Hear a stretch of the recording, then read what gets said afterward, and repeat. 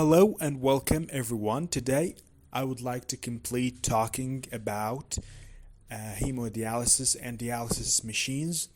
Well, first of all, maybe in the future I would like to improve the quality of my videos because actually it takes time. And number two, that I'm only working by myself. I have no team.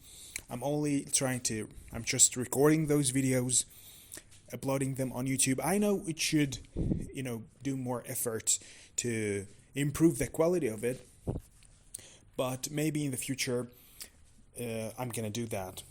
Today I would like to talk about the most common errors in the device.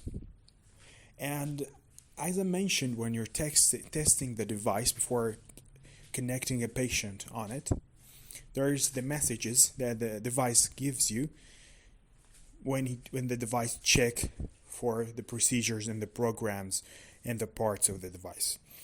Sometimes the problem gives you, for example, let's start with simple things. Battery problem, and with X sign near it. It means most likely that the battery should be replaced. I talked about this in a video. Maybe the problem temperature. It gives you, there's something with the temperature. Sometimes we could reset the device, turn it on and off, and probably the problem would be solved. Maybe the problem, this is very, very common, positive or negative pressure.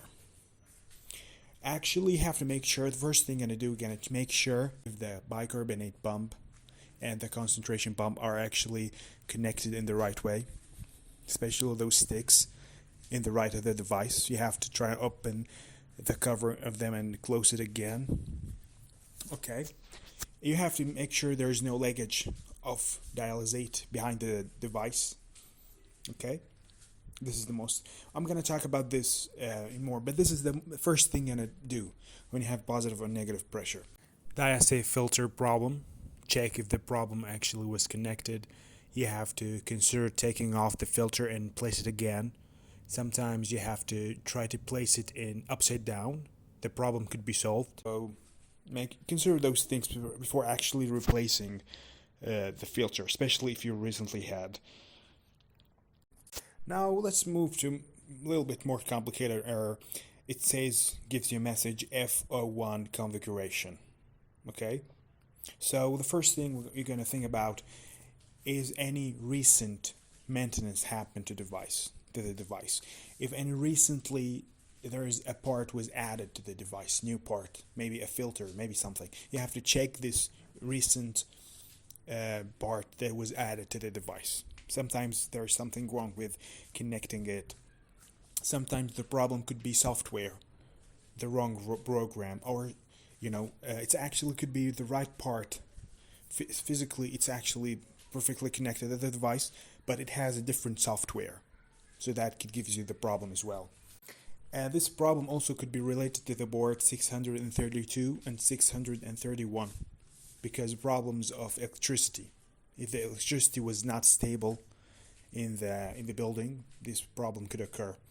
Okay, so you have to, for example, try to replace those two boards, 631 and 632, and always make sure that the number EC that's written on the board is the same. When you replace two boards, you have to make sure that they have the same EC number and they have the same number of software. So make sure that any part actually has the right software. Okay, especially boards, because some parts they don't have software. Like for example, dialysate filter, like it doesn't have a software obviously in the filter itself. But like when you're talking about a board, for example, there is obviously a software program in it. So you have to make sure that the exact version of the software, so you don't have problem. Sometimes the same problem could be related to the board 941. You can actually remove this board temporarily and see if the problem go away. Okay.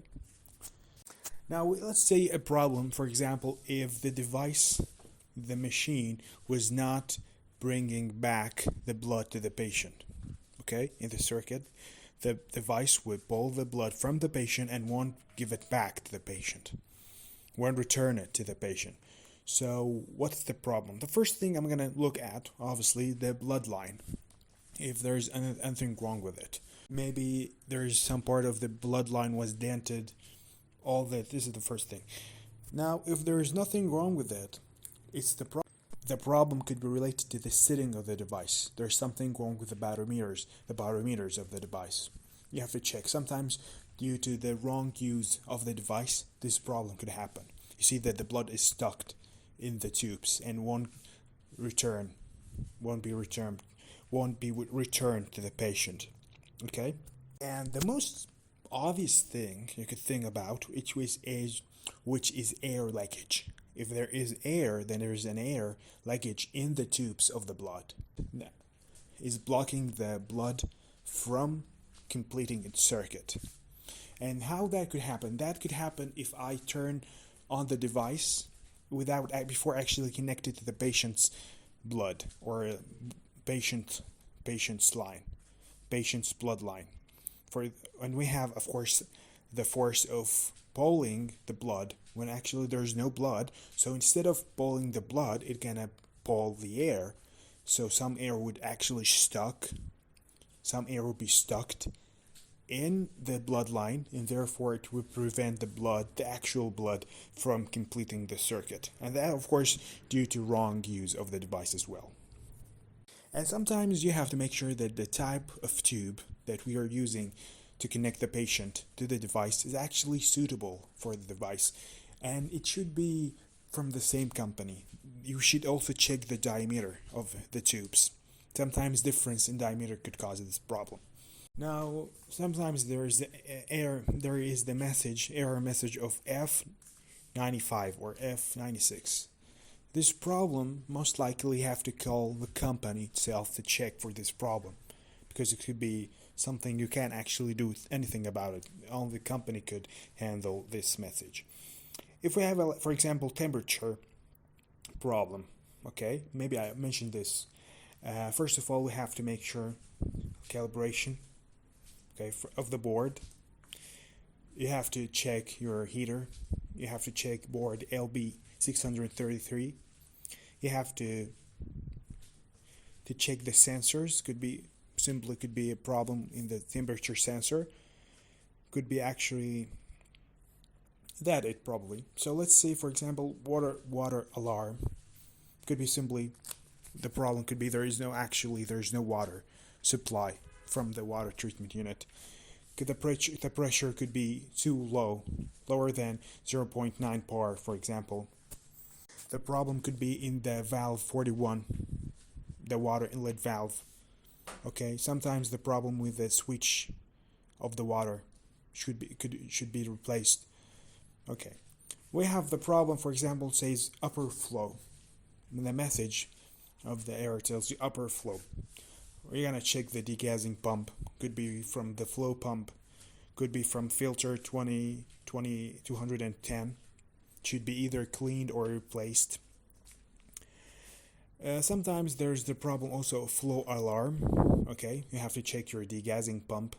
You have to check your flow pump. The same thing, filter 210. Maybe you have to check for the bloodline. That is all good. There's nothing missing with the bloodline. You have to check, could be a problem with the valve 24B. You have to try also do a calibration for the flow rate, 300 and 500 and 800. And you have to check the float switch as well. The problem could be, this is all of them are possibilities if you have the flow alarm. Okay. And now let's say, for example, if I have problem with conductivity, it tells me there's something wrong with the conductivity. I'm gonna check my concentration pump. I'm gonna do also flow alarm calibration. I'm gonna see the conductivity cell. I'm gonna check my bicarbonate pump. I'm gonna check my board 633. Although it is actually possibles, all of those actually are possibilities that they could solve the problem. We have the problem of Rain's failure, the error message which says it's Rain's failure. You have to check valve 84 and valve 43. Okay, you have to also check your float switch. You have to check the board 633, valve 102, 104, valve as well 91 and 130 and 100. All that is actually could be related to the problem of rinse failure. We have, for example, disinfection empty. Okay, this message could be actually the disinfections bottle is empty, very obvious. Could be something related to the valve 84. Could be there's a leakage in the hydraulic system. Could be there's a problem with the sensor or with the valves that is related to the disinfections. There's the problem of buyback not filling. This is the message of it. Could be actually from the connector of the buyback. You have to check it. Maybe there is actual buyback connected to the connector, but there's something wrong with the sensor, so the device can't tell if there is a buyback that is connected to it or not. And let's see here the problem of positive pressure. Talked about it briefly first. The first thing I'm gonna try to do calibration for the flow rate. Maybe it could be a leakage in the hydraulic system. Have to check valve 84 and valve 24. Okay, maybe the valve 24 is actually open all the time, or the valve 43 is not actually opening, or there is a leakage in valve 26, or there is a leakage in valve 36 and 38, or the valve 24B is not actually closed. Okay, you're gonna say, how did I know all of that? Actually, that's always written in the data sheet, but I'm telling you the most common possibilities. The problem also could be positive pressure we're talking about. Could be in the ultrafiltration pump. Now similar problem, the opposite of it, negative pressure. Okay, we're gonna think there is some leakage in the hydraulic. Okay, there's something wrong with the ultrafiltration pump. There's something wrong with the board 632. There is something wrong with the valve 24, it's always open, or valve 43 is always closed, or there is leakage in valve 26. Now we have problem, say, diasafe filter. Maybe there's something wrong with the actual diasafe. Maybe there's something wrong with the valve 26 is actually not closing. Okay, so diasafe filter problem could be the valve 26 is not closing.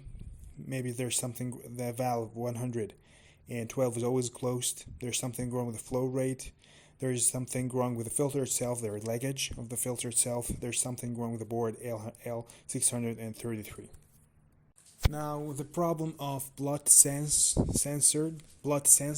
by OD. Sometimes there is a little piece of cotton in the optic sensor and the device would think it's actually blood clot. So I have to make sure there's no pieces of cotton near the optic sensor. Okay. Most likely the problem would be related to the optic detector itself. Okay. And we have the problem of water alarm. There is no supply of water from the treatment unit. The problem could be related to the valve 41. The problem could be related to the water inlet valve. All that is possible. And there is could be, as I mentioned, problem with the pressure of the water, either too low, for example, lower than 0.9 bar. We have also to check the valves. All right, valve 41 from the diagnostic test when we use the maintenance mode. Okay, we have to check for 4 ones means when the valve is open, and 4 zeros when the valve is closed, to see if the valve was actually closing and opening in the right way.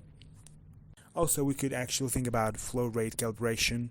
That could be the problem. Actually, the valve 41, we could tell if it was open, if it was actually works from measuring the resistance, the electrical resistance of it. If it was between it should be between 60 to 70 ohm. Okay, so sometimes when we use a voltmeter to measure the resistance, it gives me an open loop. That actually, when any valve, when I check it using a voltmeter, it gives me an open loop. I know directly that the valve is actually not working. It was damaged. The valve was damaged, so I have to replace it. So I hope that it for today. Probably I'm gonna make another video about the common errors in dialysis machine. But I think in this video I try to mention the most common errors and problems. I hope you found that useful, and thank you for listening.